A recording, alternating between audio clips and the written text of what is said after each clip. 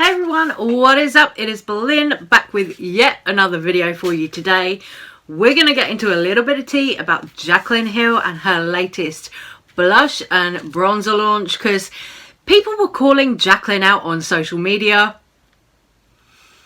It seems that Jaclyn Hill can't have a launch without some kind of drama popping off. There's always something. I don't know why that is. I don't know why it is always Jaclyn Hill, but every single time the woman launches something, there is some kind of drama or something going on. So we're going to get into this one right now. It's got bat wings on this dress. Look, I feel like flying lessons today. Anyway, Jaclyn Hill.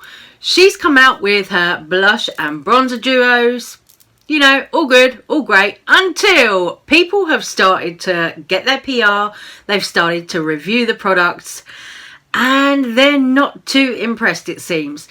Jaclyn is getting quite a lot of backlash for the shade range with these blush and bronze duos. The highlighters, nobody's really said anything bad about the highlighters yet.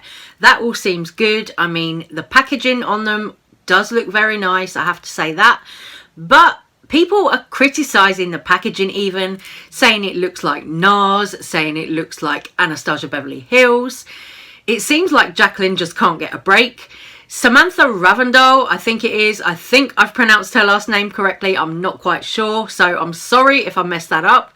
She came out on Twitter, put up a photo of some swatches that she'd done on her arm of these blush and bronzer duos. She was comparing the shades, saying they're all very similar undertones, this kind of thing. Jackie Aina responded saying LOL. Nicole Concilio, who also reviewed these products, responded saying that yes, it was the same for her.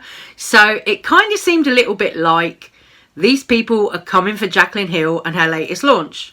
Over on the Beauty Guru chatter on Reddit, someone has mentioned something about Jackie Aina and Jaclyn Hill. They said Jackie Aina has said a few times she dislikes Jaclyn Hill for her racism and because she's never supported black creators. She can laugh at her white girl swatches. Other commenters were saying things like, when Jaclyn first showed the duos, they thought they all looked the same, except for a few. The swatches prove that. Other people are saying things like, oh, it took her 2 years to launch a bunch of stuff in the exact same shades, blah, blah, blah. You know, there is a lot of negativity and stuff over on the Beauty Guru Reddit. Some of the comments over there are pretty harsh. Someone said she's proven to be a liar, money hungry, totally will sell her followers anything and not give a little damn. Aside from one release, all her releases have had so many problems. At this point, there's no redeeming her. Somebody else said they'd give it 2 years with Ulta before poor sales and then her product eventually ending up in TJ Maxx, then a landfill.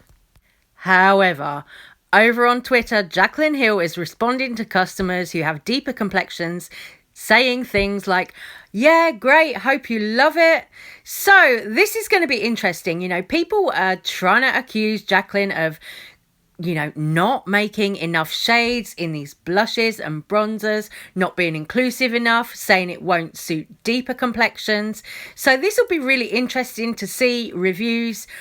People with deeper complexions, if they can review it, what's the tea? You can see the full shade range on Trend Mood's Instagram, and also Jaclyn Hill herself has been on her own IG posting swatches of the blush and bronzers on maybe an assistant, which is very pale, and then on her own skin, which is tanned. Jaclyn also did make a point when she went on IG to do these swatches of saying, look, my skin is very, very, very tan. So Jaclyn was kind of, you know, really trying to defend herself. All right, so I wanted to show you another look at the blushes. This is in front of Natural Daylight right here in front of a window with no filter, so you can see what they look like. These are the first 4 shades. There are 3 more, which I'll show you guys in a minute. Keep in mind, I'm very tan right now. Actually, borderline orange. Talia, show them your arm compared to mine. Like, I'm really tan right now, but you can still see what these first 4 shades look like on our skin tones. But in spite of Jaclyn's best efforts to kind of defend her products, people on Reddit are still saying see this and the ad with the black model that Jaclyn posted make more sense now. I barely saw product, but I know I saw purple light. The light was to cover up the lack of product visibility on darker skin. Somebody else made a comment that if you notice, Jaclyn Hill doesn't have any POC friends. So they're saying that Jaclyn really doesn't have anybody around her that's going to call her out about not being inclusive enough. But when I looked on Jaclyn Hill's website, the Jaclyn Cosmetics site, everything was sold out. All the blushes and bronzers, there were still highlights available.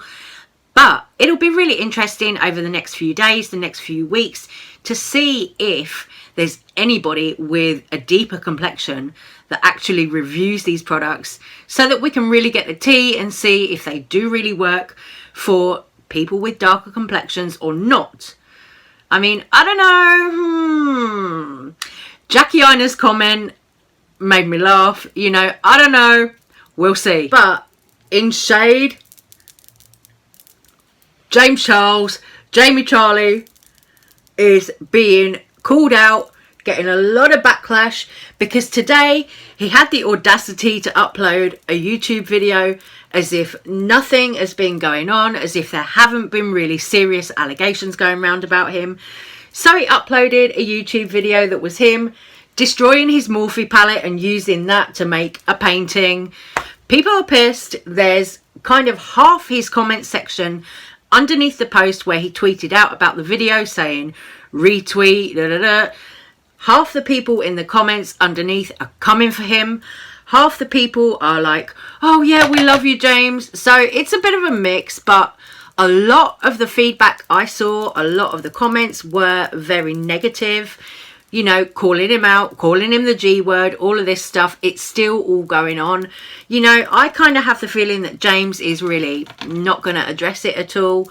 You know, I don't know. Maybe they're handling it behind the scenes. Who knows? But, you know, a lot of people aren't going to be willing to just forgive and forget with this. A lot of people are like, dude, this is a serious allegation, you know. It's minors as well, which, you know, I don't know. You know, I've made a few videos about James Charles over the last few days. And honestly, I don't know what else we can say at this point. I don't know what more we can say in this conversation. You know, James Charles is James Charles. It doesn't look like he gives two shits about any of this. You know, he is just continuing on his normal upload schedule now. Normal tweets, all of this.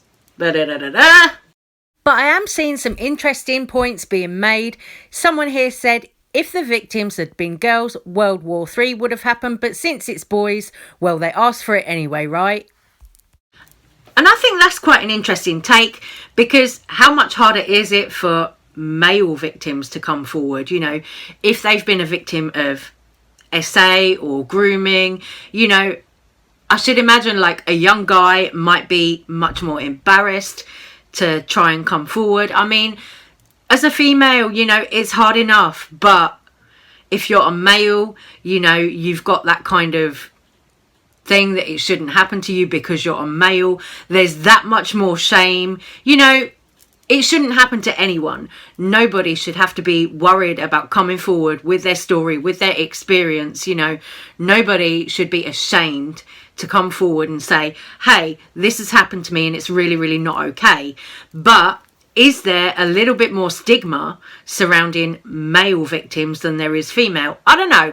Let me know what you guys think. But I just thought that was a really interesting little point. Okay, my loves, that is all from me on this one. So I hope you have a great weekend. I'm going to say take care, stay safe, stay well. As usual, you know, please look after yourselves, whatever you're doing. Have a great weekend. Thank you so much for watching, and I will be seeing you on the next one. Mwah. Bye. Take care, guys.